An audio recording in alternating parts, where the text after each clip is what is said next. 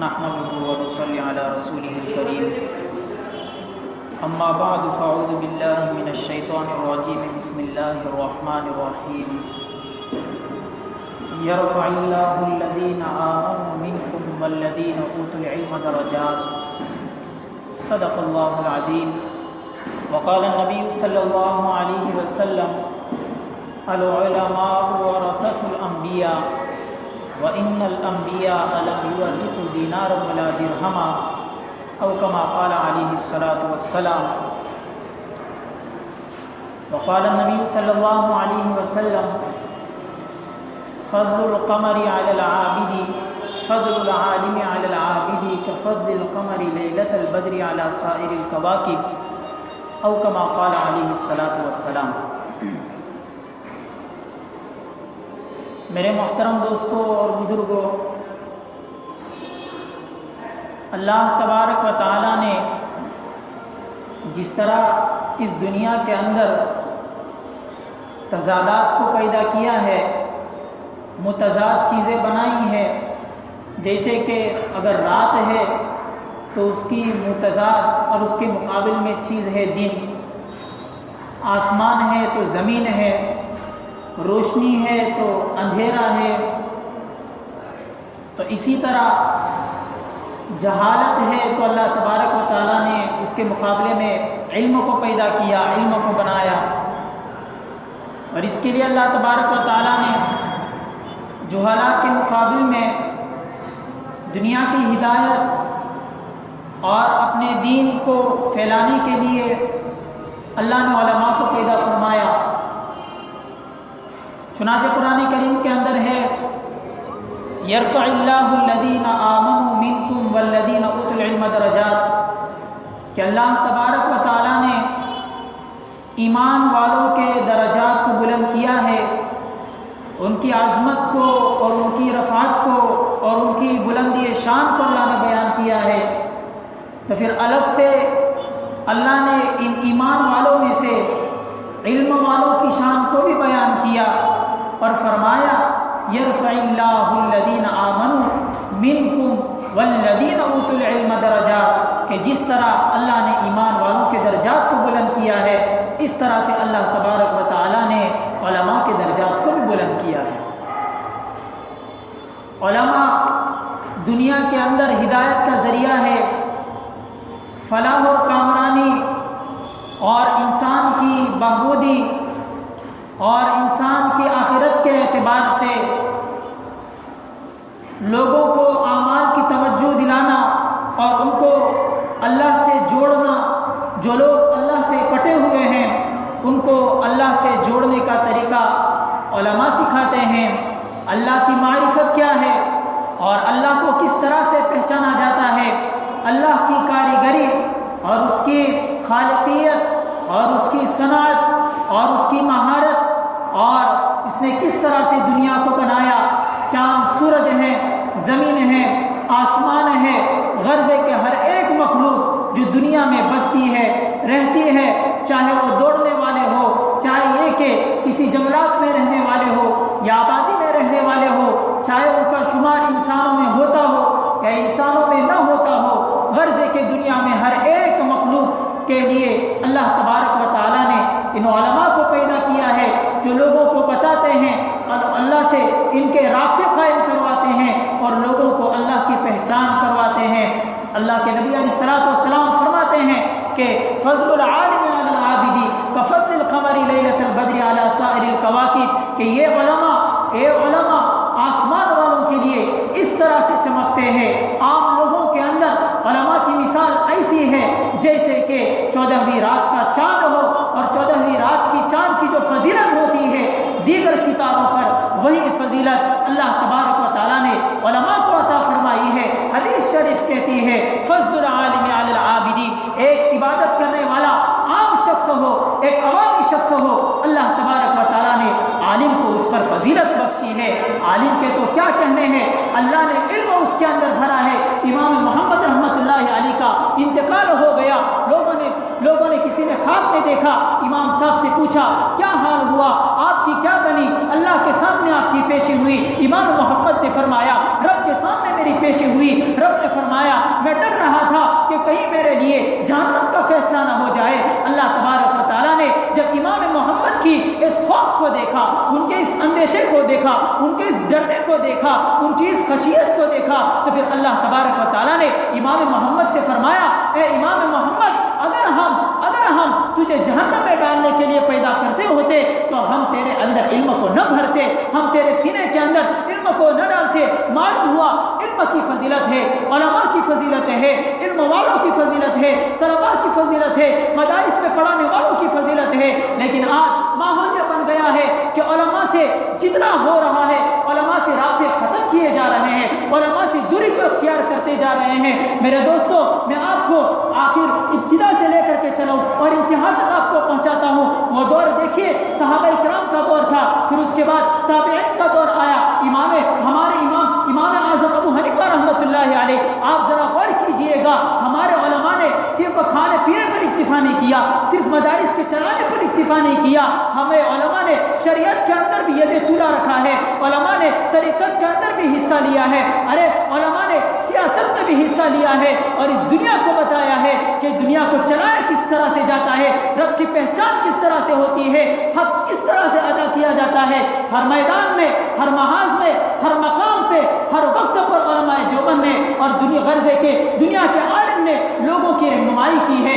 اللہ کے رسول فرماتے ہیں کہ العلماء ورثۃ الانبیاء، علماء انبیاء کے وارث ہے، جو کام وارث کرتا ہے وہی کام مورث کرتا ہے، جو کام مورث ہوتا ہے وہی وارث بھی کیا کرتا ہے، جو کام انبیاء نے کیے ہیں وہی کام علماء نے بھی کیے ہیں۔ اور الحمدللہ ایک طبقہ علماء حقہ کا آج بھی دنیا کے اندر موجود ہے اور لوگوں کو رشد و ہدایت کی طرف بلا رہا ہے، کامیابی کی طرف بلا رہا ہے، دنیا میں لگے ہوئے کو رب سے جوڑ رہا ہے۔ جو دین کے طالب نہیں، دنیا کے طالب ہے، دنیا کی جنہیں حوث ہے، حرص و حوث میں مبتلا ہے، دنیا نے جس کو اپنا مجنون بنا کر کے رکھا ہوا ہے، دنیا کی رنگ ریلیوں میں جو لوگ کھیل چکے ہیں، دنیا کی رنگ ریلیوں میں جو پاگل ہو چکے ہیں، دنیا نے ان کو اپنا عاشق بنا کر کے رکھا ہوا ہے۔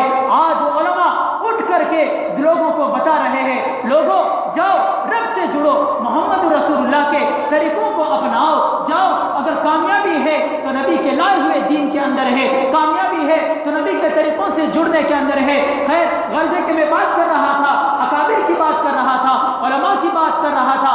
جانتے ہو علماء کا کیا مقام ہے؟ صحابہ کے دور کے اندر چلیے، ایک وقت وہ بھی تھا کہ لوگوں کے اندر علم کی طلب تھی، لوگ معمولی سے عوام لوگوں کے علماء کے دروازے پر چلے جایا کرتے تھے اور ان سے کہتے تھے کہ ایک حدیث سنا دیجئے، قرآن کی ایک آیت سنا دیجئے، قرآن کی تفسیر سنا دیجئے۔ آپ جانتے ہو جابر ابن عبداللہ کو، یہ صحابی رسول ہے، ایک مہینے کا سفر کر کے آپ ایک صحابی کے گھر پر جاتے ہیں، اونٹ خریدتے ہیں، اونٹ پر سفر کرتے ہیں، وہاں پر جاتے ہیں اور لوگ پوچھتے ہیں، اندر سے آواز آتی ہے کون ہو؟ کہتے ہیں جابر ابن عبداللہ ہو۔ جانتے ہو جابر ابن عبداللہ کون ہے؟ یہ عبداللہ ابن حرام کا بیٹا ہے۔ جانتے ہو عبداللہ ابن حرام کون ہے؟ یہ وہی صحابی ہے، اللہ کے رسول کے ساتھ غزوے میں جاتے ہیں، ان کی شہادت ہو جاتی ہے، ان کو قتل کر دیا جاتا ہے، اللہ ان کو شہادت کی موت نصیب کرتا ہے۔ جب ان کی 6 بیٹیاں تقریباً وہ چھوڑ کر کے چلے جاتے ہیں اور ان 6 بیٹیوں کی کفالت ان کا بیٹا جابر ابن عبداللہ ان کی کفالت کرتا ہوتا ہے۔ یہ وہی جابر ابن عبداللہ ہے، ایک مہینے کا سفر کر کے صحابی کے در پہ پہنچتے ہیں، کس کے لیے؟ مال بٹورنے کے لیے نہیں، دنیا کمانے کے لیے نہیں، ایک حدیث کو لینے کے لیے۔ اندر سے آواز آتی ہے کون ہو؟ کہتے ہیں جابر ابن عبداللہ ہو۔ وہ کہتے ہیں کہ اگر آپ کو ضرورت تھی تو مجھے بلا لیتے، میں آپ کو حدیث سنا لیتا۔ جابر ابن عبداللہ کہتے ہیں کہ مجھے معلوم ہوا ہے تمہارے پاس رسول اللہ کی ایک حدیث ہے، خدا را وہ ایک حدیث سنا دیجئے۔ وہ صحابی حدیث سناتے ہیں، بتاؤ کتنی تڑپ ہوگی ان کے اندر، کتنی تڑپ ہوگی۔ علماء کی تو شان تھی کہ عوام علماء کے پاس آ کر کے دین حاصل کر لیا کرتی تھی، ان کے پاس آ کر کے مسائل پوچھا کرتی تھی۔ لوگ علماء کے در کے اوپر اور ان کے مقام پر جا کر گھروں کے پاس پڑے رہتے تھے، اور علم کی تو یہ شان تھی کہ صحابہ کرام، حضرت ابو ہریرہ کے بارے میں آتا ہے کہ حضرت ابو ہریرہ اللہ کے رسول کے گھر کے سامنے پڑے رہتے تھے، کھانے کا کوئی انتظام نہیں، پہننے کا کوئی انتظام نہیں، نہ ڈھنگ کے کپڑے موجود ہے، 3-3 4-4 دن تک ان کے قاتل ہوتے تھے اور یوں ہی غشی تاری ہوتی تھی اور حضرت ابو ہریرہ بے ہوش ہو جایا کرتے تھے. لوگ کہتے تھے کہ انہیں مرگی کا دورہ ہے، مرگی کا دورہ نہیں ہوتا تھا. یہ حدیث کی طلب تھی اور حدیث کی طلب کے اندر حضرت ابو ہریرہ حدیثوں کو یاد کیا کرتے تھے.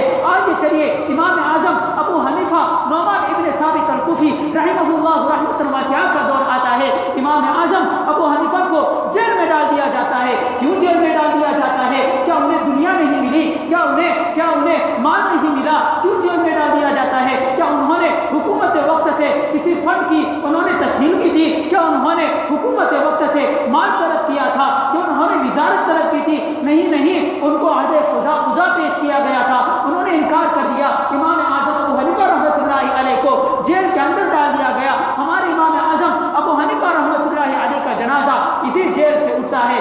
آگے چلیے، امام احمد بن حنبل کا دور آیا. اس وقت ایک مسئلہ چھڑا کہ قرآن مخلوق ہے یا نہیں. بلکہ قرآن کا مسئلہ چلا. کچھ لوگ کہنے لگے کہ نہیں قرآن مخلوق ہے. ہمارے امام صاحب ڈٹ گئے، کہنے لگے کہ نہ قرآن مخلوق نہیں ہے، قرآن اللہ کی ایک صفت ہے، کلام اللہ ہے، کلام اللہ کی صفت ہے. چنانچہ امام احمد بن حنبل کو اتنے کوڑے مارے گئے، اتنی شدت کے ساتھ کوڑے مارے گئے. لکھنے والوں نے لکھا ہے کہ اگر اتنے کوڑے اگر کسی ہاتھی کو بھی مارے جاتے تو پھر ہاتھی بھی چیخ اٹھتا. یہ ان لوگوں نے یہ استقامت کے پہاڑ تھے، یہ کوہ استقامت تھے، اور انہوں نے اس قدر ان لوگوں نے محنتیں کی اور کوششیں کی اور نبی کا دین ہم تک پہنچایا ہے. اور یہ نبی کا دین ہم تک اس طریقے سے ہمارے پاس پہنچا ہے. اللہ. لیکن آج اس علم کی قدر، علماء کی قدر ہمارے سینوں سے نکل گئی.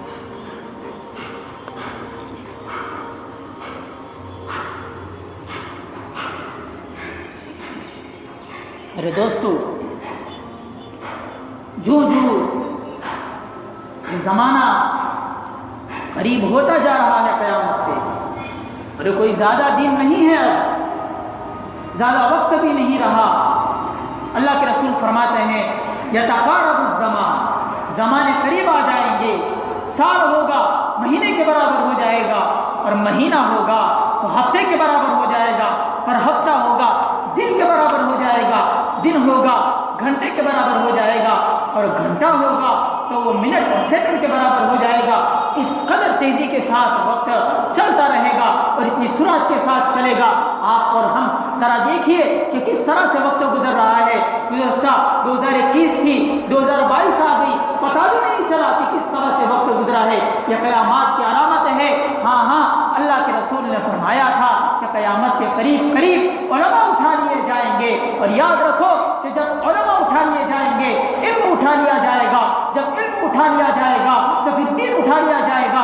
جب دین اٹھا لیا جائے گا تو اس دنیا کے اندر ناکارہ لوگ رہ جائیں گے، جو گانا سننا پسند کریں گے، جو ناچ گانے کو پسند کریں گے، جنہیں نماز پسند نہیں آئے گی، قرآن کی تلاوت جنہیں پسند نہیں آئے گی، نبی کی سنتیں جنہیں پسند نہیں آئے گی. انہیں تو پسند ہوگا کہ مغربی تہذیب کس طرح پر ہم اس پر چلے، مغربی تہذیب کے دروازہ بند کر کے وہ زندگی گزاریں گے. علماء سے پوچھنا ان کا نہیں ہوگا، علماء سے تعلق اور ربط ان کا باقی نہیں رہے گا. وہ لوگ جاہلوں کو اپنا سردار بنا لیں گے. اللہ کے رسول فرماتے ہیں کہ اتخذ الناس رؤوسا جہالا، لوگ جہالوں کو اپنا سردار بنا لیں گے. علماء سے کسی طرح کے رہنمائی نہیں لیں گے، پوچھنا ہوگا، مشورہ کرنا ہوگا. لوگ علماء سے کنارہ کشی کریں گے. ہاں وہ دور چل رہا ہے کہ لوگ علماء سے بغض رکھتے ہیں. اللہ کے رسول فرماتے ہیں کہ اگر تم عالم نہیں بن سکتے، کوشش کرو عالم بنو.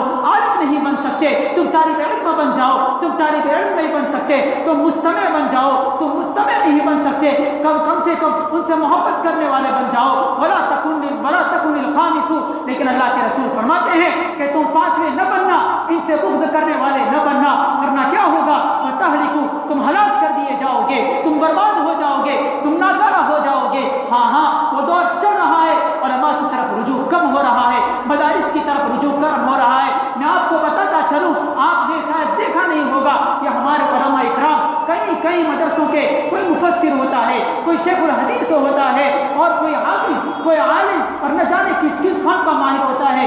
بڑے بڑے علامہ اور شیخ الحدیث جب یہ لوگ تمہارے گھروں پہ آتے ہیں، دکانوں پر آتے ہیں، ہوٹلوں پر جاتے ہیں اور اپنی بھیک مانگ اپنی تن پروری کے لیے، نہ اپنی تن پروری کے لیے نہیں، اپنی آسائش کے لیے نہیں، اپنی نمائش اور اپنی آرائش کے لیے نہیں، یہ لوگ اگر مانگنے کے لیے بھی جاتے بھی ہیں، ہاتھ اور جھولیاں پھیلاتے ہیں تو اپنے مدرسوں کے لیے پھیلاتے ہیں، وہ جھولیاں پھیلاتے ہیں تو وہ ان معصوم بچوں کے لیے کہ جن مدرسوں کے اندر ہمارے ہی بچے نہیں، علماء کے ہی بچے نہیں، تمہارے بھی بچے وہاں پر پڑھتے ہیں، یہ بچے صرف تو ہمارے ہی نہیں ہیں، تمہارے تو بھی بچے ہیں، یہ لوگ کل جا کر کے تمہاری بات ڈور سنبھالتے ہیں، تمہیں ہی سمجھاتے ہیں۔ جس گھر کے اندر ظلمت ہوتی ہے، جو گھر ٹی وی کا اور اسی طرح بے حیائی کا، فحاشی کا اور عریانیت کا اڈا بن چکا ہوتا ہے، وہی بچہ حافظ قرآن بنتا ہے، خدا کی دین کی خدمت کرنے والا بنتا ہے، عالم بنتا ہے، پھر وہی بچہ آ کر کے اپنے گھر کے اندر جو ظلمت پھیلی ہوئی ہے، فحاشیت اور عریانیت پھیلی ہوئی ہے، لوگ مغربی تہذیب کے دینداروں بن چکے ہیں، وہی طالب علم آ کر کے گھر کا نظام درست کرتا ہے، وہ جو جن کی راہیں کہاں پر جا رہی ہوتی ہے، امریکی تہذیب کی طرف جا رہی ہوتی ہے، جن کی راہیں، جن کی زندگی جہنم کی طرف لے جانے والی ہوتی ہے، یہ وہی معصوم سا طالب علم راتوں کو اٹھتا ہے، قرآن کریم پڑھتا ہے، ارے دیکھو ان دنیا والوں کو دیکھو، انہوں نے دنیا کے اندر کس قدر ضلالت پھیلا رکھی ہے، ارے لوگ ناچ گانوں پر مر رہے ہوتے ہیں، رب کا قرآن سونا چھوڑ دیا جاتا ہے، عطا اللہ خان کے گانے لگے ہو، محمد رفیع کے گانے لگے ہو، لوگ جھوم کر کے سنتے ہیں، اور رب کا قرآن سونا چھوڑ دیا جاتا ہے، ایک طرف عذاب نازل ہو رہا ہوتا ہے، لوگ ناچ ڈانس میں مصروف ہوتے ہیں، لیکن مدرسے کا وہی معصوم بچہ وہاں پر مدرسے کے اندر بیٹھ کر کے 3-4 بچے قرآن کھولتا ہے، رب کے سامنے مانگتا ہے، اور اس کی توفیق سے اور اس کے معصوم سے بول کو دیکھ کر کے، اس کے معصوم سے چہرے کو دیکھ کر کے رب بستی سے عذاب کو ہٹا لیتا ہے۔ ہاں سنو، علماء کا مقام ہے، علماء کا مقام ہے، علماء کی شان ہے، اللہ نے علماء کی عظمت کو بیان کیا ہے، اللہ فرماتا ہے یرفع اللہ الذین آمنوا منکم والذین اوتوا العلم درجات، اور سنتے جاؤ اللہ کے رسول فرماتے ہیں فضل العالم علی العابد کفضل القمر لیلۃ البدر علی سائر الکواکب، علماء کا تو یہ مقام ہے۔ امام مالک کا نام آپ نے سنا ہوگا، انہوں نے علم کے خاطر کس قدر مشقت اٹھائی، دنیا دار حکام نے کس قدر ان کو ذلیل کیا، مدینہ میں رہا کرتے تھے، امام مالک رحمۃ اللہ علیہ کو سواری پر بٹھا کر کے پورے مدینہ شہر کے اندر ان کو گھمایا گیا، بدنام کیا گیا، امام مالک کو منہ ان کا کالا کیا گیا کہ انہوں نے، پھر امام مالک ابن انس نے کہا کہ ہاں جو مجھے پہچانتا ہے وہ مجھے پہچانتا ہے، جو مجھے نہیں پہچانتا وہ جان لے کہ میں مالک ابن انس ہوں، کل جو میرا فتویٰ تھا آج بھی وہی فتویٰ ہے، ڈنکے کی چوٹ پر ہم کہتے ہیں۔ آپ سنتے جاؤ، مولویت امیروں کے ٹکڑے پر پلنے کا نام نہیں ہے، ارے مولویت لوگوں کے سامنے پیسے کی بھیک مانگنے کا نام نہیں ہے، مولویت جھکنے کا نام نہیں ہے، مولویت بکنے کا نام نہیں ہے، ارے مولویت کا نام ہے نبی کی ختم نبوت کے بیان کرنے کا، مولویت نبی کے دین کی خدمت کرنے کا نام ہے، مولویت امام اعظم ابو حنیفہ کی فقاہت کا نام ہے، مولویت امام مالک کی حق گوئی کا نام ہے، مولویت امام احمد بن حنبل کی استقامت کا نام ہے، اور سنتے جاؤ مولویت ارے مجدد الفسانی کی استقامت کا نام ہے، ان کے جہد مسلسل کا نام ہے، مولویت عطا اللہ شاہ بخاری کی خطابت کا نام ہے، اور سنتے جاؤ مولویت سید احمد شہید اسماعیل کی شہادت کا نام ہے، اور سنتے جاؤ مولویت شاہ ولی اللہ محدث دہلوی کی ولایت کا نام ہے اور ان کی علمی بصیرت کا نام ہے، اور سنتے جاؤ مولویت قاسم العلوم والخیرات حضرت نانوتوی کے علم و حکمت کا نام ہے، مولانا اشرف علی تھانوی کی فقاہت کا نام ہے، مولویت مولانا الیاس کاندھلوی کی تبلیغ کا نام ہے، ان کی دعوت کا نام ہے، ارے مولویت علماء دیوبند کے حقانیت اور ان کی سچائی کا نام ہے، اور آج دنیا کہتی ہے مولوی نے کیا دیا، مولوی نے کیا دیا، ارے مولوی نے تمہیں ہیرے دیے ہیں، مولوی نے تمہیں اتنے سارے جواہرات دیے ہیں، ہاں مولوی کی قدر کرتے رہو میرے بھائیوں۔ میری باتوں کا خلاصہ یہ ہے کہ علماء کی قدر کرے، جب تک علماء اس دنیا کے اندر ہیں ہم علماء کی قدر کرے، ان سے جا کر کے رائے معلوم کرے، ان سے پوچھے، ان سے جڑ کر کے رہے، اگر علماء کے حلقے سے کٹو گے تو پھر کسی اور کے حلقوں سے جڑے گے، اور جب کسی اور کے حلقوں سے جڑو گے تو پھر تباہ اور برباد ہو جاؤ گے، علماء کے پاس رہو گے، ولایت ملے گی، نور بھی ملے گا۔ آپ نے سنا تو ہوگا نا، آپ نے سنا تو ہوگا اگر کوئی آدمی کسی عطار اور عطر فروش کی دکان پر چلا جاوے تو کم از کم اس کو خوشبو نہیں ملے، کم از کم اس کو عطر تو نہیں ملے گا، اس کو مشک نہیں ملے گا، لیکن کم از کم اس کو خوشبو تو مل جائے گی، اس کی ناک معطر ہو جائے گی، دل باغ باغ ہو جائے گا۔ لیکن اگر کوئی آدمی کسی لوہار والے کے پاس چلا جائے، کسی بھٹی کے پاس چلا جائے تو کیا ملے گا؟ کچھ نہیں، وہی دھواں ملے گا اس کو اور وہی گندگی ملے گی۔ علماء کے پاس رہے اور علماء کی قدر کرے، جب تک علماء ہے تو علم ہے، دین ہے، علماء چلے جائیں گے تو دین بھی رخصت ہو جائے گا اور لوگ پھر جاہلوں کو اپنا سردار بنا لیں گے۔ اللہ تبارک و تعالیٰ مجھے اور آپ کو اس پر عمل کرنے کی توفیق عطا فرمائے اور اللہ تبارک و تعالیٰ علماء کے احترام کی توفیق عطا فرمائے۔ وآخر دعوانا الحمد للہ رب العالمین۔